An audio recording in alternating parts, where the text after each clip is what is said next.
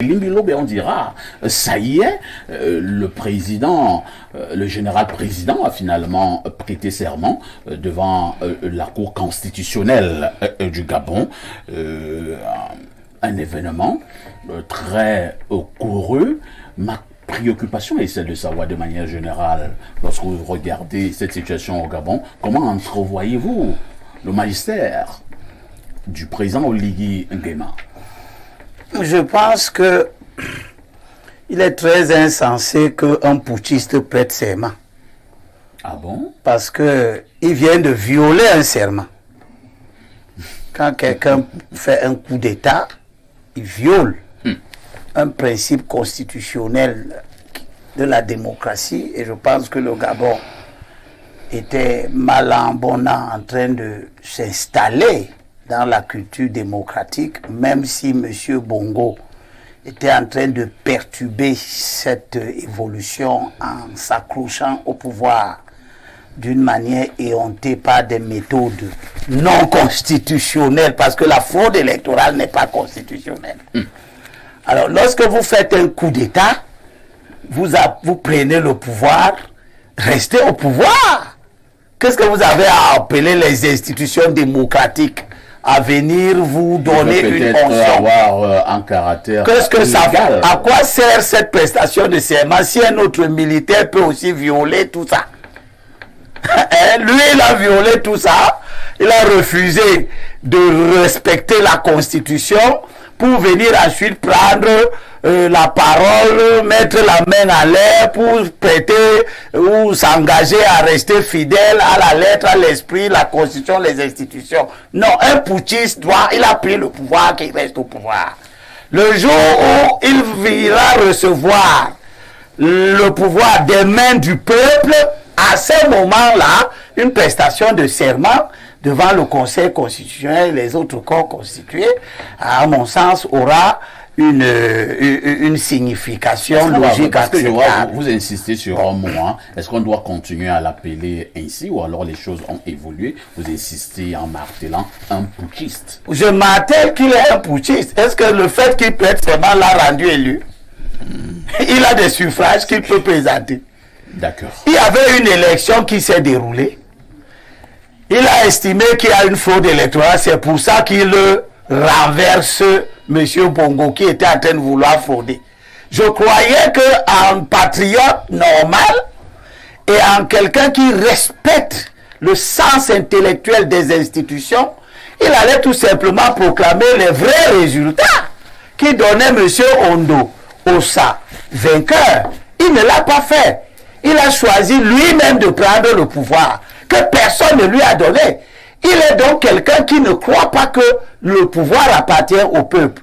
Le Conseil constitutionnel défend la Constitution qui est le contrat que le peuple se passe avec lui-même.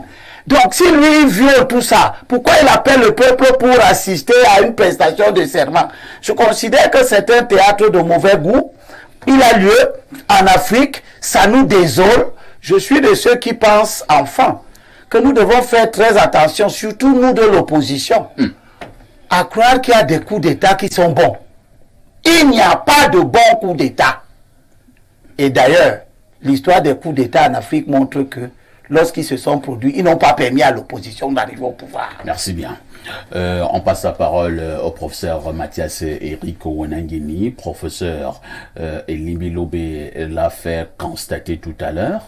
Il aura été mieux que Oligui Nguema qui a orchestré ce putsch puisse annoncer les vrais résultats pour qu'Ondo Ossa puisse justement trôner. Cela n'a pas été fait. On constatera d'abord au niveau de cette prestation de serment, professeur, que la plateforme Alternance 2023 qui a été mise sur pied, qui a porté Albert Ondo Ossa comme leur candidat, toute cette plateforme était à la prestation de serment et a fait allégeance au général Oligui Nguema. 2 jours plus tard, le président Oligui Nguema lui-même s'est rendu au domicile d'Albert Ondo Ossa. On les a vus en train de se filmer. Comme pour dire qu'Ondo Ossa également s'est aligné. C'est également votre regard? Non, non. Le professeur Albert Ondo Ossa ne s'est pas aligné. Le professeur Albert Ondo Ossa est victime d'un rapport de force qui lui est défavorable.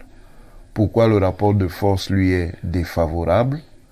Parce que des institutions qui sont déterminantes dans l'organisation de l'État, les institutions de défense et de sécurité, ont été canalisées par certains de leurs chefs vers une rupture des institutions légales et constitutionnelles qu'on appelle simplement un coup d'État.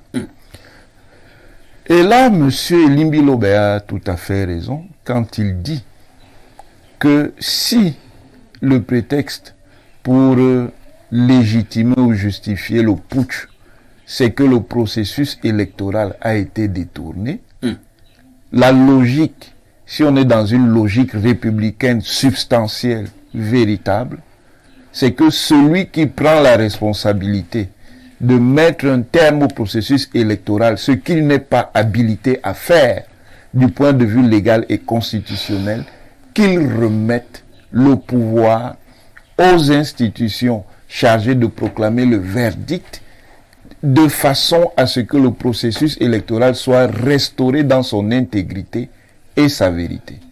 En clair, si le président Ali Bongo Ondimba n'a pas gagné, qu'on nous dise qui est le vainqueur véritable de l'élection. Et c'est la seule orientation sérieuse de la situation. Pourquoi? Parce que la contestation ne vient pas de ceux qui sont du côté, dans les sphères extra-gouvernementales. Elle vient de l'intérieur du système institutionnel. Ça crée donc une crise. Donc, pour renormaliser véritablement la situation, il faut donc dire, on fait l'audit du processus électoral, on fait le décompte, on constate toutes les irrégularités imaginables, et évidemment, les juges savent comment ils doivent faire quand il y a des irrégularités. Ce n'est pas parce qu'il y a des irrégularités qu'on va annuler en soi tout un processus électoral. Ça dépend de l'impact de ces irrégularités sur la substance du processus. Donc, en réalité, c'était simplement un prétexte. Le fait qu'il soit allé chez le professeur Ondosa, c'était en réalité une double démarche. Essayer d'accommoder le professeur, mais aussi c'était une démarche en forme d'intimidation. Pour dire que je suis déjà là. Soit tu t'alignes, soit on va t'écarter. Et le professeur Albert Ondosa, lui, n'était pas au palais du bord de mer pour l'investiture. Il n'y était pas. L'autre chose qui l'a affaibli rapidement, c'est qu'à l'intérieur de la plateforme alternance 2023, les gens se sont divisés. Pourquoi? Parce qu'ils espéraient qu'on entrerait dans un processus ouvert de transition. Et donc, eux-mêmes ont commencé à affaiblir la position d'Albert Ondosa parce qu'ils se disaient qu'on va remettre le ballon au sens. Comme ça, nous tous, nous pourrons être candidats. Mais il y a des éléments qui montrent que le processus est cadré. Premier élément, lors de sa fameuse prestation de serment, aussi discutable qu'elle soit, le président de transition qui a été installé en tant que tel à l'occasion de cette cérémonie n'a pas, dans son discours d'installation, donné la durée de la transition. Tout à fait. Or, c'est un signal important. Si. Parce que s'il veut indiquer qu'il est dans une logique de rétablissement du caractère républicain et démocratique, cet engagement était nécessaire pour rassurer les Gabonais en général, pour rassurer la classe politique qui veut entrer en compétition à l'issue de la transition et pour rassurer les partenaires du Gabon. Il ne l'a pas fait. Quelques jours plus tard, on a appris qu'il y avait une charte de la transition qui n'avait pas été présentée au préalable. S'il faut donc être formaliste, il faut être formaliste jusqu'au bout. C'est-à-dire qu'avant la fameuse prestation, on aurait d'abord présenté aux Gabonais la charte de transition qui, tant bien que mal, sert pour l'instant, dans des circonstances exceptionnelles, de cadre directeur qui remplace la Constitution. Pour que chacun sache dans quel cadre de transition on va le faire. On ne l'a pas fait. Maintenant qu'il s'est donc installé, parce qu'en fait, il s'est plus installé qu'on ne l'a installé. Mais la Cour constitutionnelle, oui, mais il s'est installé. Voilà, c'est très important. Voilà pourquoi je vous dis qu'il fallait faire connaître la fameuse charte de transition avant la prestation. Il s'est installé sur la base de quoi?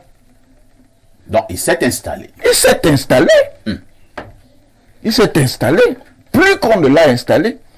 C'est là où on apprend qu'en fait, la charte de transition ne l'empêche pas d'être candidat. À la nouvelle élection. À la prochaine élection qui, en fait, à ce moment, apparaît comme un rituel de légitimation définitif.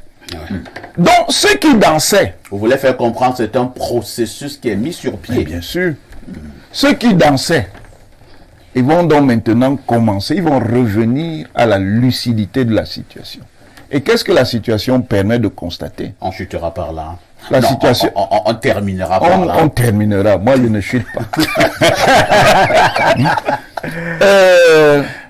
Qu'est-ce que ça permet de constater? Ça permet de constater qu'en fait, enfin, on commence à voir qu'il s'est simplement agi d'un processus rusé de restauration.